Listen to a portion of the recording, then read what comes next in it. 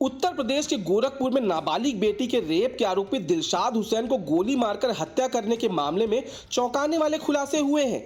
बताया जा रहा है कि दिलशाद जमानत पर बाहर आने के बाद पीड़ित परिवार पर दबाव बना रहा था। बेटी के साथ हुई घटना के बाद बदनामी और आरोपी द्वारा बनाए जा रहे दबाव को देखते हुए बीएसएफ से रिटायर्ड पिता ने अपनी पत्नी और 2 बच्चों के साथ आत्महत्या करने की सोची थी, लेकिन बाद में दिलशाद हुसैन को मारने का निर्णय ले लिया। पिता के इस कदम का सोशल मीडिया पर लोग समर्थन कर रहे हैं और इसके लिए व्यवस्था को जिम्मेदार ठहरा रहे हैं। बताया जा रहा है कि पीड़िता के पिता ने दिलशाद को पिछली तारीख पर ही मारने की योजना बनाई थी, लेकिन वह इसमें सफल नहीं हो सका। तब दिलशाद कचहरी अकेले नहीं बल्कि अपने साथ कुछ लोगों को लेकर आया था।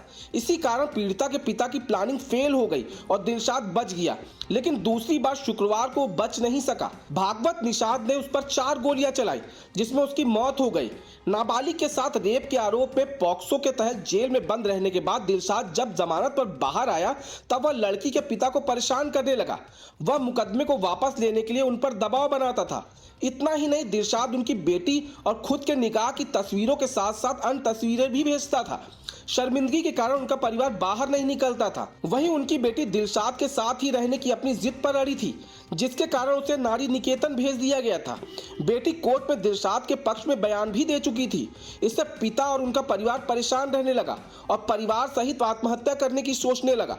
हालांकि बाद में उन्होंने इरादा बदल दिया। गोली मारने वाले रेप पीड़िता के पिता भागवत निषाद के समर्थन में लोगों का कहना है कि जब एक लड़की का बाप इस तरह परेशान होगा तो और क्या करेगा। उन्होंने जो किया सही किया।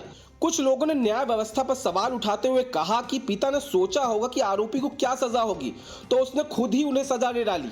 ऐसी ही खबरों के लिए बने रहिए हमारे साथ और देखते रहिए आज की खबर।